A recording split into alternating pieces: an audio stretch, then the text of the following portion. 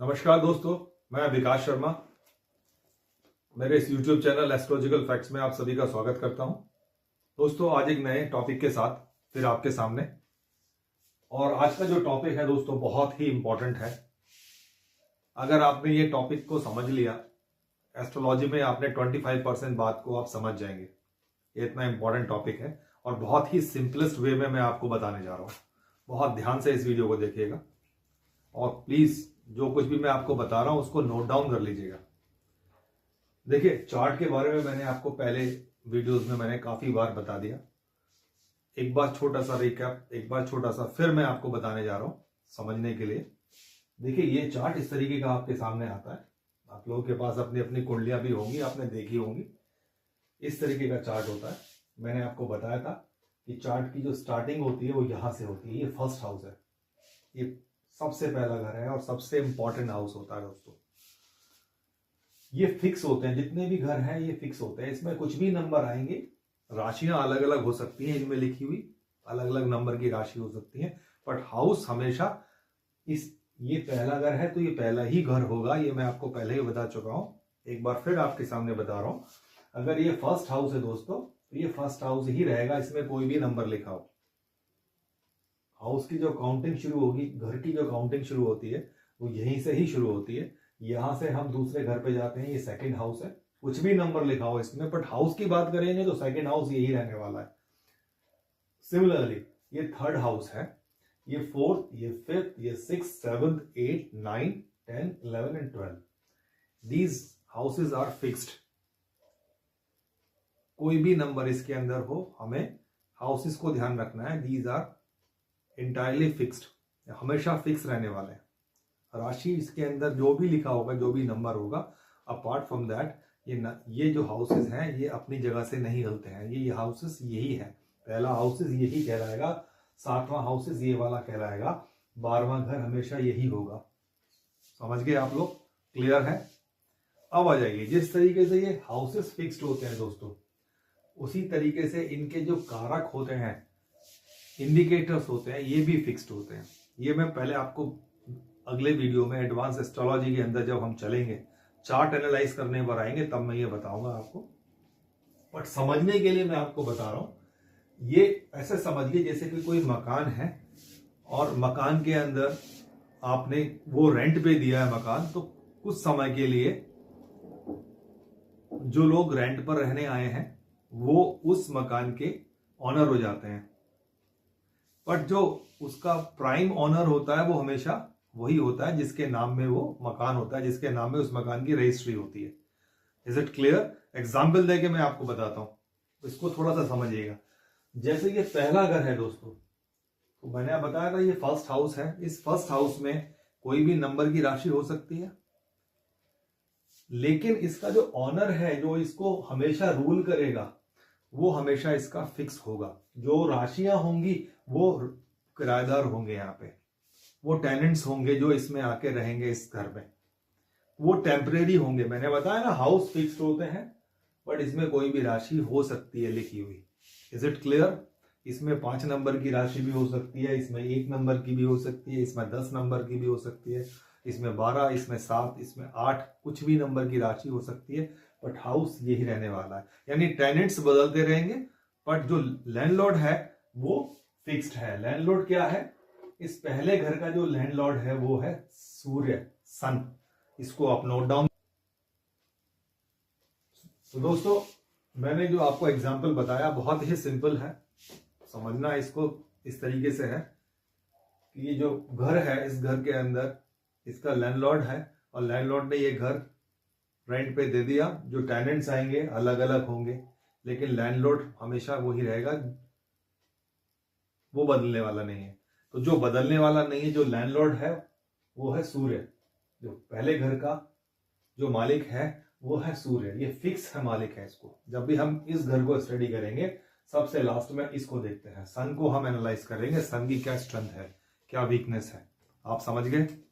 Similarly second house की जब हम बात करेंगे, दूसरे घर के बारे में हम जब भी बात करेंगे, दूसरे घर में टेनेंट्स को देखेंगे, टेनेंट्स की क्या स्ट्रेंथ है, क्या वीकनेस है, ठीक है। उसके बाद सबसे लास्ट में हम सेकंड हाउस का जो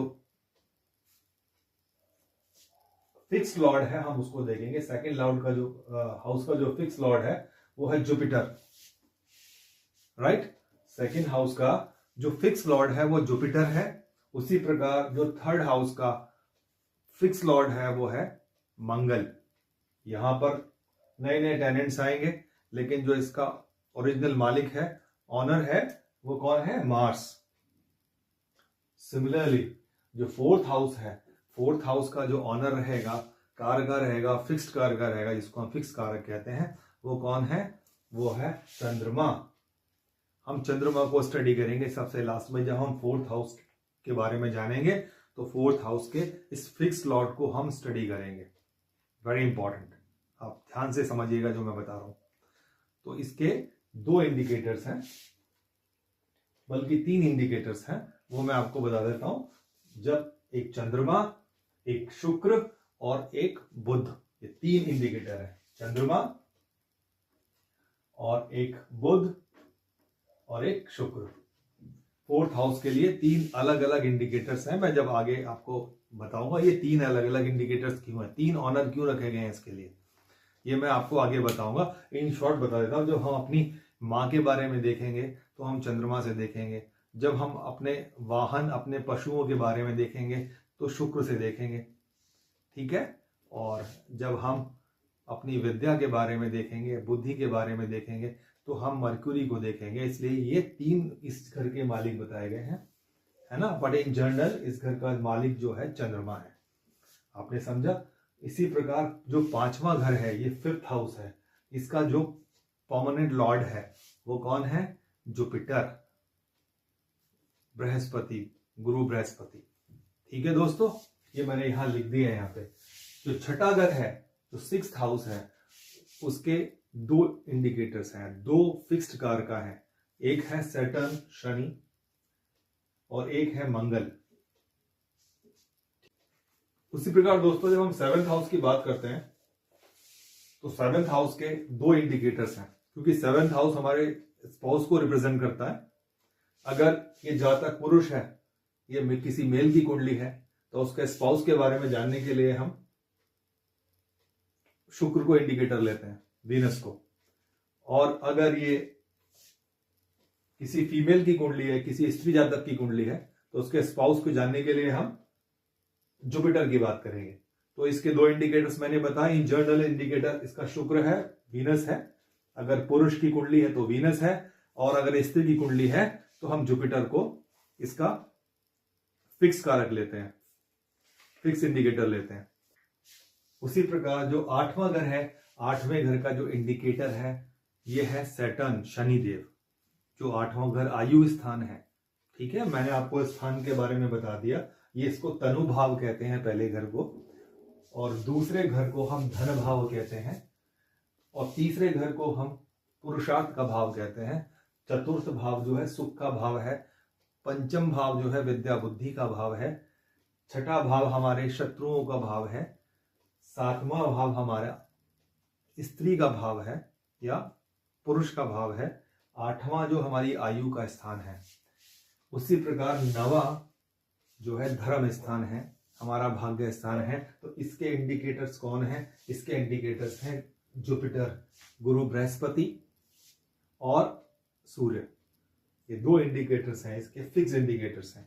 सूर्य क्यों? सूर्य हमारे पिता के लिए, जैसे 4th हाउस में मैंने आपको बताया था 3 इंडिकेटर्स हैं चंद्रमा माता के लिए। उसी प्रकार 9th हाउस के 2 इंडिकेटर्स हैं। जब हम पिता की बात करेंगे तो 9th हाउस में हम जब पिता को समझेंगे तो हम सूर्य को समझेंगे। उसी प्रकार दोस्तों जब हम धर्म की बात करेंगे, ईश्वर की बात करेंगे, अपने ईस्ट की बात करेंगे, तो हम गुरु बृहस्पति को लेंगे, जो इसके इंडिकेटर्स हैं। अब आ गया 10th हाउस।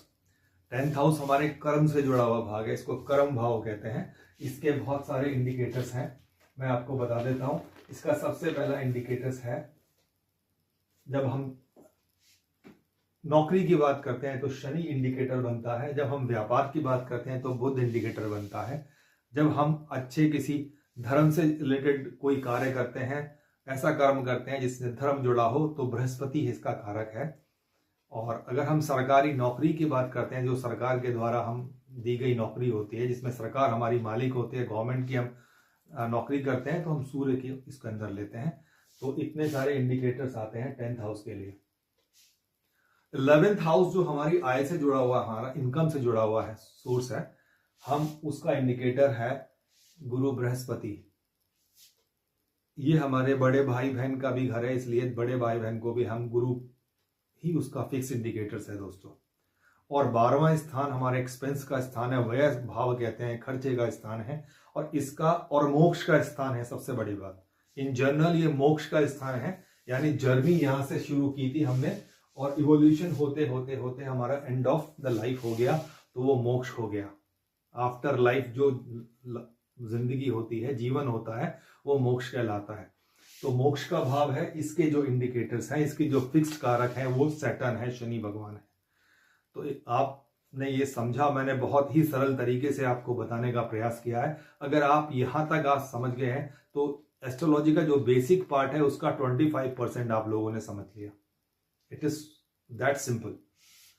आपको ये याद रखना है, मैंने यहां लिख दिया है, आप इसको प्लीज नोट डाउन कर लीजिएगा, सो दैट जब हम आगे वाली क्लासेस में जाएंगे और हम एडवांस एस्ट्रोलॉजी को पढ़ेंगे तो ये बातें हमारे बहुत काम आने वाली हैं।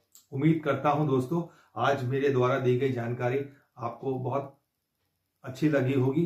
अगर आपको ये अच्छी लगी है तो मेरे वीडियो को लाइक कीजिए, शेयर कीजिए और मेरे चैनल को सब्सक्राइब कीजिए। और हाँ, जो लोग ज्योतिष को सीखना चाहते हैं मेरे साथ जुड़े रहिए। इसी प्रकार आप लोगों का सहयोग मेरे लिए बहुत स्वागत योग्य है।